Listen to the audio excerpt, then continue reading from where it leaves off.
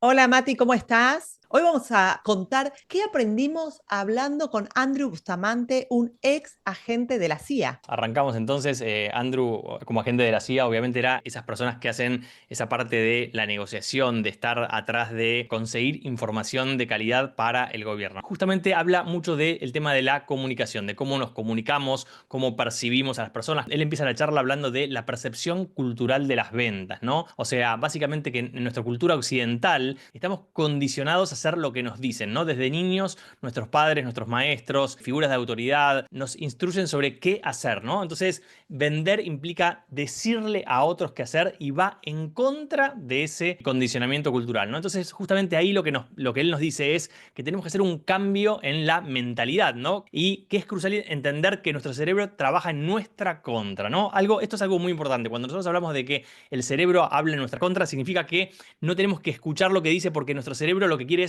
cuidarnos, no está tratando de que nosotros progresemos, sino que está tratando de que nosotros nos cuidemos, de conservar la energía. Nuestra mente, nuestro cerebro está cableado, está preparado para protegernos. Él decía que si está preparado para protegernos, nos va a tirar como para abajo si queremos sentirnos incómodos, si queremos avanzar, si queremos hacer una nueva carrera, si queremos crecer rápidamente, si tenemos objetivos que nos van a sacar de nuestra zona de confort. Entonces, si nuestra mente está cableada para protegernos, lo que tenemos que hacer es no escuchar nuestra mente. Y también dice que estadísticamente el 80% de las personas no van a alcanzar el mismo nivel de éxito que las 20 restantes. Y es muy importante también entender de qué lado queremos estar, si del 80% o el 20%, ¿no? Y también cuando Orlando comentaba, cuando recién aprendemos algo nos sentimos más débiles o menos competentes, ¿no? Entonces, esta idea de que justamente ese esfuerzo de estar incómodos, ese esfuerzo de estar fuera de la zona de confort es el que nos genera ese crecimiento. ¿Qué decís, Marce? Y es más peligroso cuando estamos en esa zona de confort, cuando nos sentimos cómodos, es más peligroso. Entonces lo que tenemos que tratar de hacer es acostumbrarnos a sentirnos incómodos. Andrew habló básicamente de la comunicación, que hay dos tipos de comunicación, una verbal y una no verbal. La no verbal es cómo la persona se sienta, cómo toma, cómo come, cómo habla con el otro, pero ¿cuál es la comunicación más honesta, más transparente? La no verbal. Entonces, ahí es donde nosotros tenemos que aprender a interpretar esa comunicación no verbal. Y si nosotros aprendemos a interpretar con más frecuencia esa interpretación no verbal, nos hacemos como un máster en interpretar la comunicación no verbal. Y la comunicación no verbal te da a vos una información para poder negociar mejor. Entonces, él decía, sé un máster en eso. Y Orlando le preguntó, ¿y cómo hago? Bueno, si no hablas tanto, podés observar. Entonces trata, empezar por no hablar tanto y poder observar más a la gente para poder interpretar esa comunicación no verbal. Porque la comunicación verbal es fácil de interpretar, pero no siempre es la más honesta y la más transparente. Entonces, acostumbrémonos a hablar menos, a prestar atención en la comunicación no verbal y a capacitarnos en aprender a interpretar esa comunicación, ¿no? Hablaba esto de la importancia de hacer preguntas para hacer sentir importante al otro, ¿sí? Y hablaba específicamente de una técnica, ¿sí? Que se llama la técnica de las dos preguntas y una declaración. Es una técnica donde lo que nosotros hacemos es hacer dos preguntas. Comenzamos con una pregunta abierta, ¿sí? Que invita a las personas a compartir información sobre sí mismas, ¿no? Entonces, esta pregunta tiene que ser amplia y permitir respuestas elaboradas. Y la segunda pregunta, ¿sí? Es una pregunta relacionada con la primera pregunta, ¿sí? Donde nosotros justamente hacemos una pregunta sobre eso, o sea, como ampliando el tema, ¿no? Para demostrar interés de nuestra parte, ¿sí? Y animar a la persona a seguir conversando, ¿no? Y después, por último, hacemos una declaración, ¿sí? Y esa declaración es la que valida y refleja lo que la persona nos está diciendo. Es decir, nosotros lo que estamos haciendo es diciendo, ok, entendí lo que vos querés y lo voy a implementar, ¿no? Entonces, vamos a ver, por ejemplo, estamos con un cliente, ¿sí? ¿Qué es lo que más te atrae de la idea de mudarte a esta nueva casa, ¿no? Nos dice el cliente, por ejemplo, queremos más espacio, un espacio más grande porque nuestra familia está creciendo. Entonces, Pregunta 2. ¿Qué características son las más importantes para vos en un hogar que se acomode a tu familia en crecimiento? Entonces el cliente dice, necesitamos al menos 4 habitaciones y un gran jardín para que los niños jueguen, ¿no? Entonces ahí vamos con la validación. Entonces yo qué le digo, entiendo perfectamente, ¿no? Es muy importante para ti tener un espacio donde tus hijos puedan jugar y crecer al aire libre. Entonces esto lo que nos permite a nosotros justamente es construir confianza y rapport con el cliente, ¿no? Al mostrar ese interés genuino y escuchar activamente, la otra persona se siente cómoda y establece una conexión con nosotros, ¿no? También nos permite juntar información, recopilar información, ¿sí? Porque esas preguntas abiertas hacen que el cliente hable de lo que a él le interesa. Entonces, y también por último, hace que la persona esa se sienta importante, ¿sí? Al centrar la conversación en ellos y validar sus respuestas, se aumenta esa sensación de importancia para el cliente, ¿no? También él dio el ejemplo de directamente preguntar, hola, ¿cómo estás? La persona te puede decir, bien, ¿y vos? ¿Y qué hiciste hoy? Bueno, fui al zoológico. Ah, qué bueno el zoológico. A mí me gusta el lugar de los osos. ¿Y a vos? Y a mí me gusta el lugar de los leones. Entonces, ahí estás haciendo preguntas, estás sintiendo a la otra persona importante y de verdad no diste nada de información vos, solamente recopilaste información y eso es súper importante. Y con respecto a esto, él habló construir un mapa de la conversación, que eso es importantísimo porque si vos construís tu mapa de lo que vas a hablar y cómo va a ir desde el principio hasta el final, si me dice sí, contesto esto, si me dice no, contesto esto,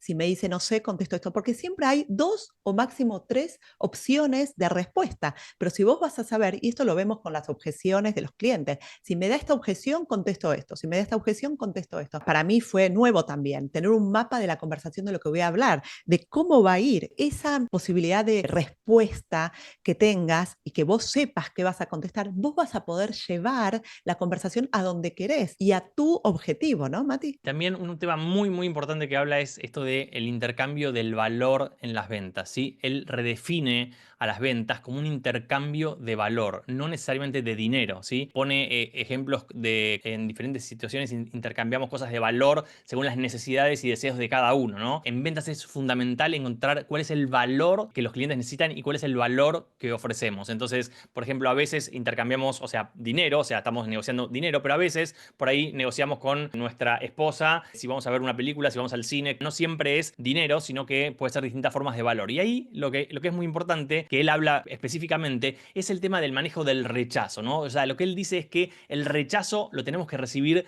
lo antes posible, ¿sí? Cuanto más rápido tengamos el rechazo, cuanto más rápido encontremos a ese cliente que no quiere trabajar con nosotros, más rápido vamos a poder avanzar. ¿Qué decís? Y cuanto más rápido tenemos ese no, más horas vamos a pasar con gente de sí, ¿no? Y algo que dijiste vos de intercambiar valor, ahí es donde vender a las personas que entienden nuestro valor. O sea, él dio el ejemplo de comprarte una cartera de un diseñador.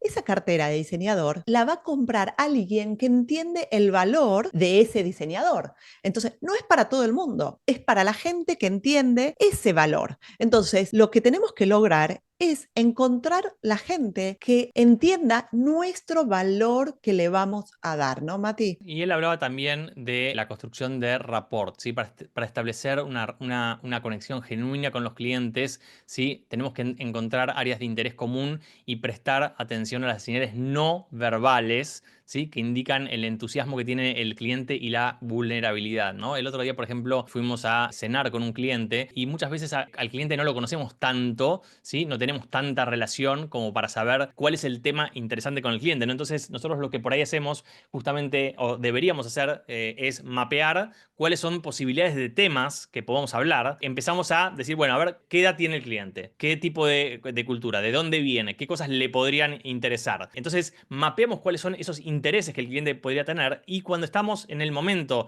de la cena y cuando estamos hablando con el cliente, justamente en ese momento lo que hacemos es, bueno, vamos como sacando algunos de los temas y vamos charlando y leemos si el cliente está interesado o no está interesado en lo que estamos hablando. Entonces, por ejemplo, algo que nos pasó con el cliente muy interesante es que cuando nosotros fuimos justamente, hablábamos por ahí de real estate, estaba interesado, hasta ahí nomás. Fuimos hablando de otros temas y en un momento empezamos a hablar de salud, ¿no? O sea, un tema que por ahí uno dice, de salud. Bueno, obviamente era una persona que tenía una determinada edad, que la salud es un tema que está en su interés y el cliente casualmente enganchó por ese lado, ¿no? Entonces estuvimos hablando un buen rato de ese tema. Entonces construir ese rapport, centrarnos en lo que lo apasiona al cliente, ¿sí? Es muy importante. Y a veces nosotros no sabemos qué, o sea, sobre el tema. Por ejemplo, supongamos que al cliente le gusta la NBA y el básquet, ¿no? Y nosotros no tenemos ninguna idea sobre el tema. Bueno, ¿cómo encaramos ese tema? Lo que nosotros hacemos en ese momento es hacerle las preguntas para que te cuente sobre su pasión, ¿no? O sea, introducirnos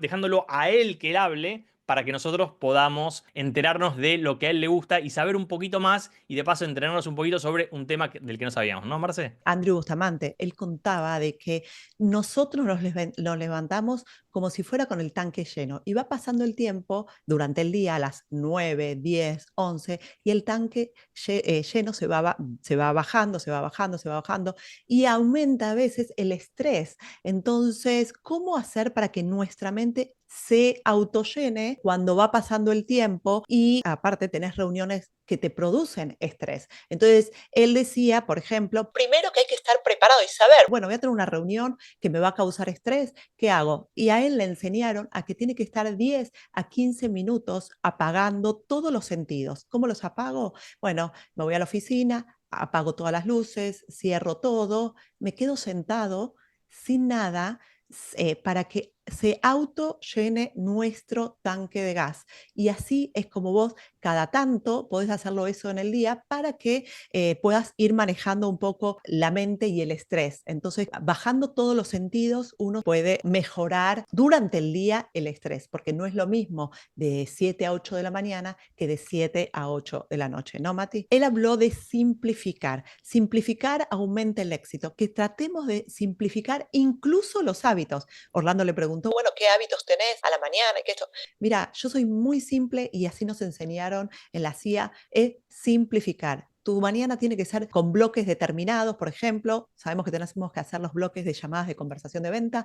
Bueno, simplificar. Entonces, cuando uno simplifica y tiene el objetivo claro, podés desarrollar más el éxito. Voy a meter esta frase que dijeron, doblarse pero no romperse, ¿no? Que dice que básicamente tenemos que ser adaptables, ¿sí? Hasta cierto punto doblarse pero no romperse. Romperse significa que no tenemos que sobrepasar nuestros valores o nuestros límites, pero sí tenemos que ser siempre flexibles para poder avanzar. Así que me encantó el episodio de hoy, Marce, y ya llegamos al final de este Real Estate en 20 minutos y nos estamos viendo entonces el próximo jueves. Así es, como todos los jueves de Real Estate en 20 minutos.